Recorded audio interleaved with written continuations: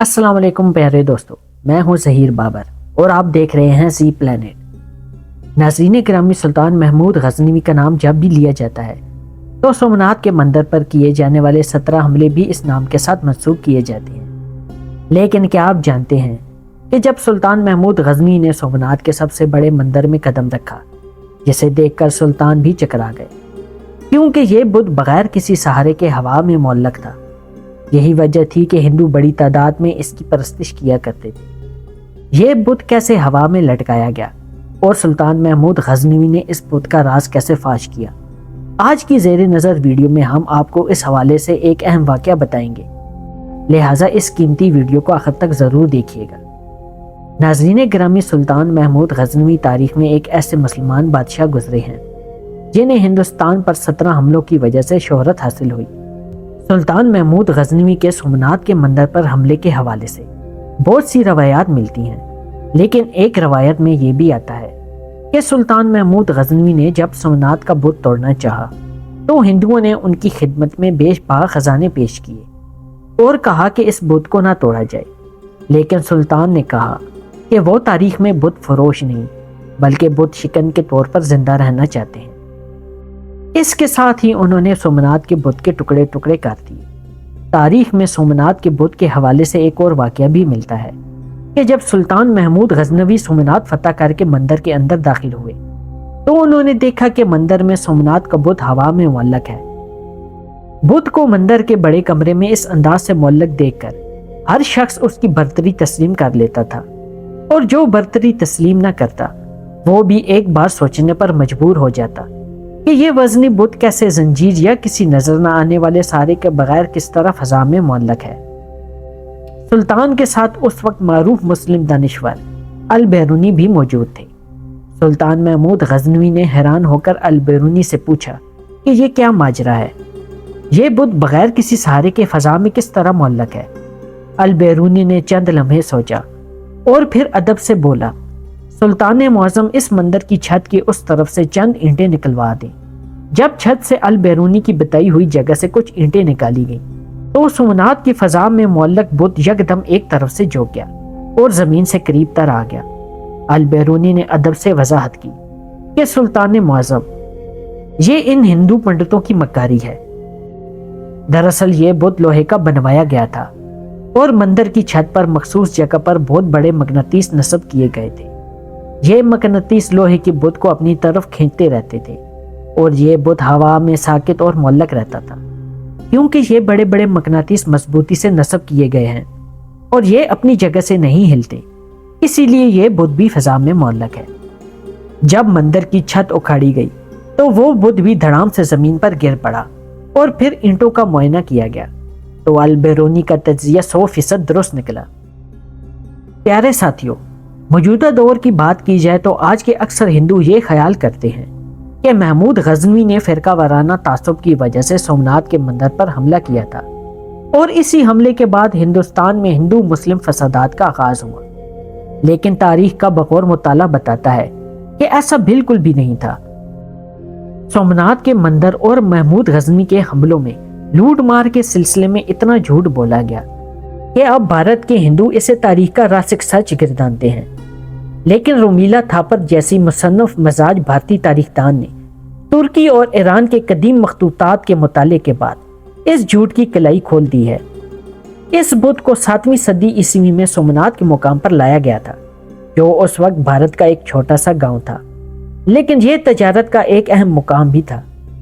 رومیلا تھاپر نے مطالعے کے بعد یہ واقعہ بیان کیا کہ اس علاقے کے ہندوؤں نے ایک ایرانی بیوپاری کو سومنات کی حدود میں مسجد بنانے کی اجازت دی تھی، جو کہ اس بات کا ثبوت ہے کہ سومنات کے ہندوؤں اور مسلمانوں میں اختلافات بالکل بھی نہیں تھے۔ 1857 تک سومنات پر محمود غزنوی کے حملوں کا کوئی فرقہ وارانہ پہلو اس ملک کے مشترکہ ہندو مسلم سماج میں بالکل بھی نہیں ملتا۔ لیکن 1857 کے بعد انگریزی حکومت کے ایک وائسرائے نے اپنے ایک سرکاری بیان میں کہا کہ محمود غزنوی نے بڑی بے رحمی سے سومنات مندر کو تباہ کر کے وہاں موجود بت توڑے اور مندر کے قیمتی دروازے غزنی لے گیا۔ ضروری بات یہ ہے کہ ہندوستان کے اس وائسرائے کے بیان کو سرکار برطانیہ نے درست تسلیم کر لیا اور مندر کے اکھاڑے کے دروازے کو غزنی سے واپس لانے کی کارروائی بھی شروع کر دی۔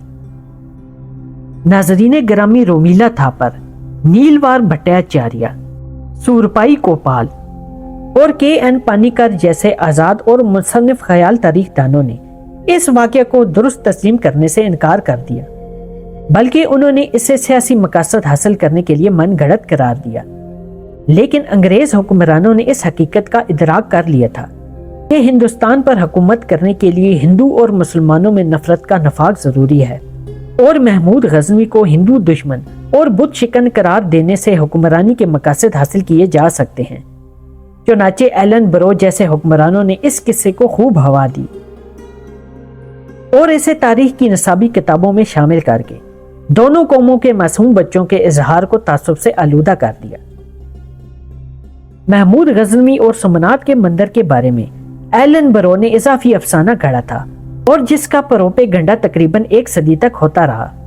اس نے ہندوستانی سیاست کو خوب آلودہ کیا، اور بھارت کی فرقہ پرست تنگ نظر جماعتوں نے، جن میں بی جے پی بھی شامل ہے، خوب فائدہ اٹھایا۔ اس زمن میں ایک انتہائی متاثر سیاستدان کے ایم منشی کا ذکر ضروری ہے، جس نے سومناتھ کے مندر کی مبینہ شکست کی اور لوٹ کسوٹ کو افسانے کے انداز سے فروغ دیا، اور سیاسی تعصب کو سومناتھ کے مندر کے اس من گھڑت واقعہ کے ساتھ جوڑ دیا۔ لیکن رومیلا تھاپر جیسی تاریخ دانوں نے سچ کو پردہ پوش رہنے نہیں دیا۔ معزز دوستو، سومناتھ مندر کے حوالے سے رومیلا تھاپر نے 2005 میں ایک کتاب سوناتا ایک تاریخ کی کئی آوازیں لکھی تھی، جس میں انہوں نے سلطان محمود غزنوی کے سومناتھ مندر پر حملے کا تفصیل کے ساتھ ذکر کیا ہے۔ رومیلا تھاپر کے مطابق سومناتھ مندر پر حملے اور اس کے بڑے بت کو توڑنے کے وعدے کو بھارت میں ہندو مسلم تفریق کا ایک کلیدی لمحہ بتایا جاتا ہے، جبکہ حقیقت میں اس زمانے میں اس کی شاید اتنی اہمیت نہیں تھی۔ برطانوی راج میں سب سے پہلے انگریزوں نے اس واقعے کو ہندو مسلم تفریق کے طور پر پیش کیا تھا۔ اس کے بعد سے متضاد نظریات کے لوگ اسے اپنے اپنے طور پر بیان کرتے گئے۔ 11ویں سے 15ویں صدی تک اس واقعے کی کوئی خاص اہمیت نہیں تھی، اور مقامی ذرائع اور دستاویز میں اس کا معمولی سا ذکر تھا۔ ان معلومات سے یہ تاثر ملتا ہے کہ اس زمانے میں اور اس ماحول میں بندروں کی تباہی، لوٹ مار اور پھر مرمت عام تھی۔ رومیلا تھاپر نے سینکڑوں کتابوں، مطالعوں اور قدیم سنگی قدموں کے حوالے سے یہ حقیقت دریافت کی کہ سومناتھ کا مندر سومناتھ پٹن، سومشور پٹن اور دیو پٹن کے نام سے بھی مشہور تھا۔ ان زمانوں میں بڑے اور اہم مندروں کی جاگیریں ہوتی تھیں، اور ان کے اندر نذرانوں کی صورت میں جمع شدہ بے پناہ دولت ہوتی تھی، یہاں تک کہ جب کوئی ہندو راجہ بھی ان خطوں پر یلغار کرتا تھا تو وہ بھی ان مندروں کو لوٹا کرتا تھا، اور اکثر اپنی فتح کی نشانی کے طور پر وہاں رکھے بت اپنے ساتھ لے جایا کرتا تھا۔ رومیلا تھاپر کے مطابق سلطان محمود غزنوی نے بھی وہی کچھ کیا جو اس سے پہلے ہندو راجہ کرتے آئے تھے، اور اس حملے سے اس دور میں کوئی تفرقہ بازی نہیں پھیلی تھی۔ اس حملے کی بنیاد پر ہندو مسلم فسادات تقریباً 4 صدیوں بعد شروع ہوئے، اور یہ فسادات ہندو پنڈتوں کی جانب سے ترتیب دیے گئے تھے، جو ابھی بھی جاری و ساری ہیں۔ جی تو معزز دوستو، یہ تھی ہماری آج کی ویڈیو۔ اگلی ویڈیو آنے تک کے لیے اجازت دیں۔ اپنا بہت سارا خیال رکھیے گا۔ اللہ حافظ۔